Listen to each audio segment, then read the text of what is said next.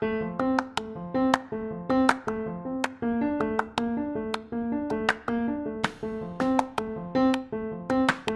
faut quand même repréciser un peu ce qu'est l'identité de territoire avant d'expliquer ce qu'est un portrait et à quoi ça sert. C'est exactement comme pour l'identité d'une personne, l'ensemble des signes, des traits, des marqueurs qui permettent d'individualiser un territoire, de le singulariser par rapport aux autres. Ces signes forment une combinaison complètement unique pour chaque territoire entre des spécificités qui le démarquent de façon plus visible, mais aussi des traits partagés avec d'autres territoires et qui n'en sont pas moins très importants dans son identité parfois. Exemple, pour une personne, vous avez des empreintes digitales qui sont uniques, mais vous partagez aussi votre genre féminin ou masculin avec la moitié de la planète, et pourtant c'est très important dans votre identité.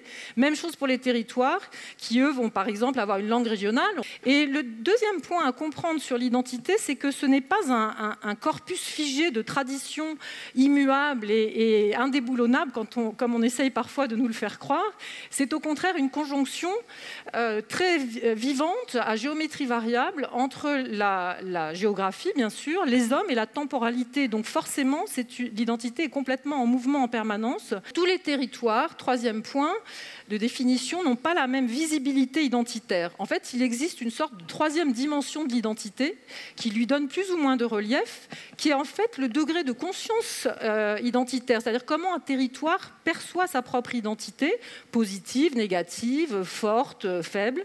Et ça, c'est très contrasté entre territoires et c'est très relié aussi à la fierté d'appartenance et la façon dont elle s'exprime par les habitants. La visibilité est aussi corrélée, bien sûr, à la question de l'image du territoire. L'identité et l'image, ce n'est pas la même chose, mais elles interfèrent. Même les clichés, même s'ils sont sans fondement, ne sont pas sans effet, que ces clichés soient positifs ou négatifs d'ailleurs. Mais évidemment, il y a l'effet bénéfique d'une bonne image. Donc, ce qu'on comprend, c'est que conscience identitaire et expression de la fierté sont très contrastés et qu'il y a des répercussions extrêmement fortes sur l'attractivité, puisque, en fait, il est question de l'ego.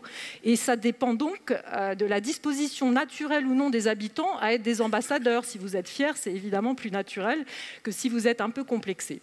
Alors, en quoi consiste un portrait? Ça, on va passer rapidement pour dire que c'est une étude qui essaie de déployer l'ensemble des signes identitaires, et c'est un énorme travail parce qu'il y a beaucoup de richesses identitaires à déployer. Ce qu'on cherche à faire, c'est faire apparaître des transversalités et à voir quelles sont les composantes de l'identité partagée, comme l'a un peu expliqué Jean-Philippe tout à l'heure. Alors pourquoi est-ce qu'on réalise un portrait identitaire? Ça, c'est la bonne question.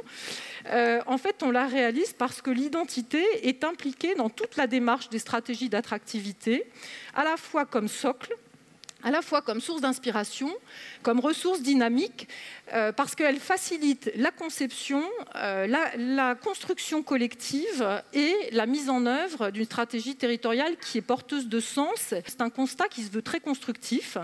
On aborde l'identité dans sa réalité, donc il y a des aspects négatifs aussi, mais quand même, globalement, un portrait identitaire, ça apporte beaucoup de positifs dans un territoire. D'abord parce que quand on déploie l'ensemble des signes identitaires, on se rend compte que c'est un trésor à disposition. Et d'autre part, on essaye de mettre en avant les atouts, les potentiels, la capacité d'exemplarité, les complémentarités. Donc c'est extrêmement riche et positif.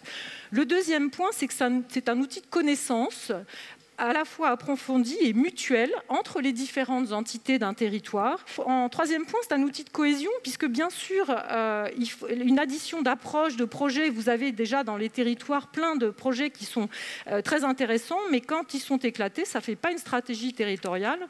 Et l'objectif numéro 1 du portrait, c'est de révéler ce socle commun qui transcende les différences. C'est très important de dire qu'ensemble, dans l'approche du portrait identitaire, ensemble ne veut pas dire pareil. Une fois que ce portrait est validé, in fine, il devient un diagnostic partagé et ça permet de pouvoir s'exprimer collectivement. Et là, on a encore un lien très direct entre identité et attractivité, parce que pour faire venir des gens, nouveaux habitants, visiteurs, faire venir des investisseurs, faire venir des capitaux, il y a quand même deux conditions. C'est de parler d'une seule voix et c'est d'avoir un message un peu démarquant et spécifique. Et pour ces deux aspects, il faut commencer par savoir qui on est, ce qu'on partage et ce qu'on a de mieux et de différent.